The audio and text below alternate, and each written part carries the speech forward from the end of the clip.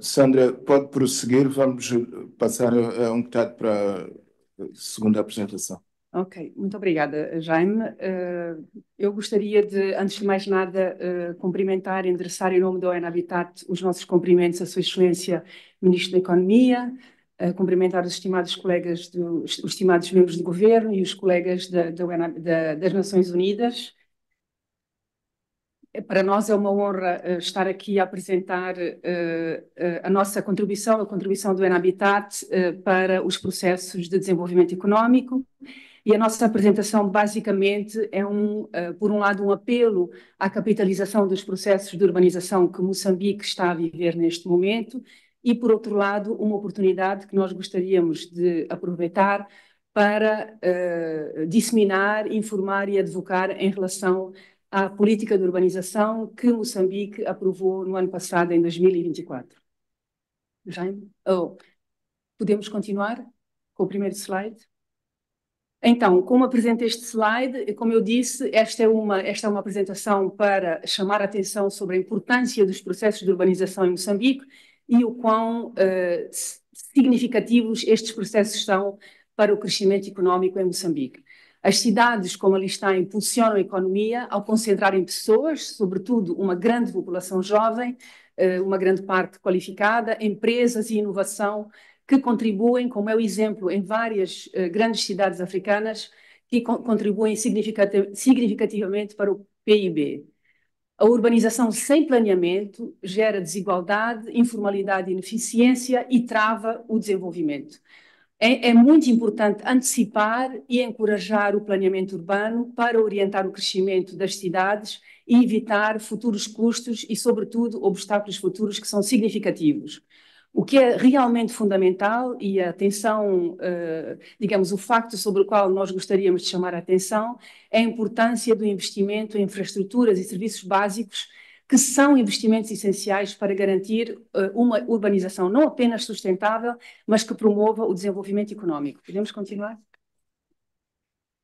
Em termos de urbanização, e isto é, digamos, uma advocacia, um apelo para o investimento nas cidades, em termos de urbanização, nós falamos muitas vezes na importância do desenvolvimento das cidades e no círculo virtuoso do investimento.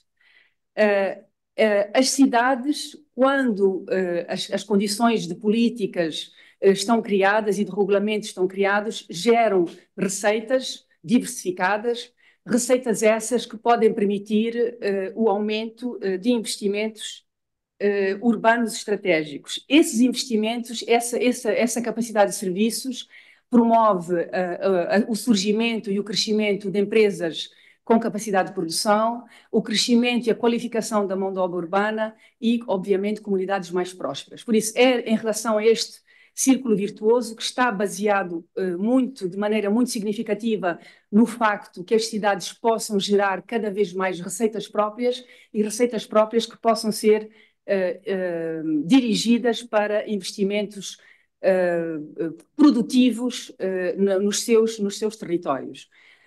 Então, continuando, aquilo que se tem verificado em termos de urbanização, aquilo que se verificou, por exemplo, nos países da Ásia, e eu gostaria de chamar a atenção para o gráfico do lado direito, é que os processos de urbanização que ali estão, de urbanização crescente, que ali estão descritos com a linha azul, geraram, no sul da Ásia, geraram também um crescimento económico acentuado, o que pode ser visto pela linha crescente vermelha. No entanto, aquilo que nós estamos a verificar que se está a passar na África subsaariana é que os processos de urbanização e de crescimento das zonas urbanas, que continua a ser, do lado esquerdo, descrito pela linha azul, não estão a gerar um crescimento económico tão significativo como potencialmente poderiam ter, o que está ali descrito com uma linha vermelha que desceu, agora está a subir um bocado, mas que está claramente abaixo da linha azul.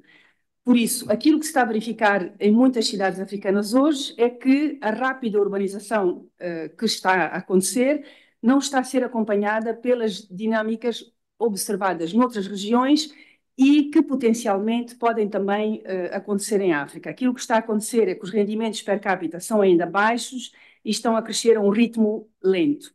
Por isso, contrariamente àquilo que potencialmente pode acontecer, o crescimento das cidades não está a ser acompanhado pela criação de emprego, o que aumenta nas zonas urbanas a desigualdade e as tensões sociais.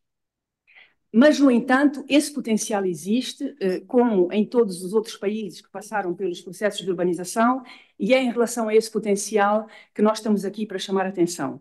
Aquilo que hoje nós estamos a advocar é que haja uma mudança de paradigma, ou seja, que o crescimento e o investimento nas cidades deixe de estar baseado, sobretudo, em subvenções e passe a estar numa ideia de investimento nas cidades. Por isso, investimento na capacidade de gestão das cidades, a capacidade de desbloquear investimentos também do setor privado para poder apoiar o crescimento das cidades e também procurar outros tipos de capitais para investimento, como, por exemplo, a criação de bancos de desenvolvimento ou de fundos de desenvolvimento urbano, como acontece noutros países. Por exemplo, o Ruanda está a adotar esse tipo de investimento e também, como dissemos anteriormente, promover cada vez mais a capacidade que as cidades têm de gerar receitas próprias, receitas locais, eventualmente com uma análise e uma revisão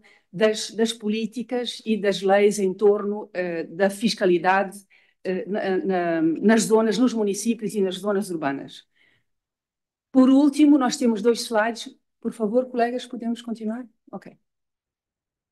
Nós temos 2 slides para informar sobre o que advoca a política de urbanização de Moçambique.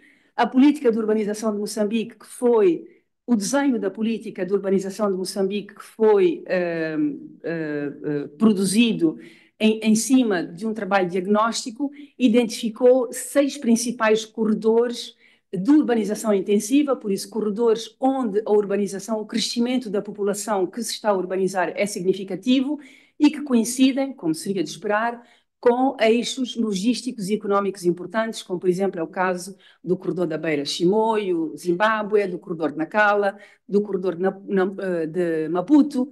Por isso, estes corredores estão a concentrar cada vez mais população que se está a urbanizar, sobretudo população jovem, logística, serviços de logística, comércio e serviços, e estão a criar economias com potencial de aglomeração e de oportunidades de escala em relação às quais a política de urbanização chama a atenção e que nós estamos aqui também para chamar a atenção. Por isso, há nestes corredores, para além, obviamente, do seu funcionamento logístico, etc., um potencial maior de crescimento e de integração de população de maneira produtiva que Moçambique deveria explorar. Continuando. Sandra, peço para... Já estou, último slide. Então, o último slide é para informar sobre o facto que a política de urbanização contém um pilar de desenvolvimento económico, que é o pilar número 3, que promove a terra urbana como ativo económico muito importante, encorajando a captação do valor fundiário, que é algo que em Moçambique tem um grande potencial. Por isso, captação do valor fundiário através de instrumentos fiscais apropriados, um reforço, como já dissemos, da capacidade de arrecadação e autofinanciamento dos municípios, é necessário que os municípios tenham essa capacidade, uma criação de um fundo de desenvolvimento à urbanização, por isso um fundo interno de apoio aos processos de urbanização e de tornar esses processos motores de desenvolvimento económico e de apoio à criação de emprego, sobretudo virado para a juventude. Então, eu já terminei. Muitíssimo obrigada pela atenção. Mais uma vez é uma honra estarmos aqui e estamos aqui para continuar e contribuir. Obrigada.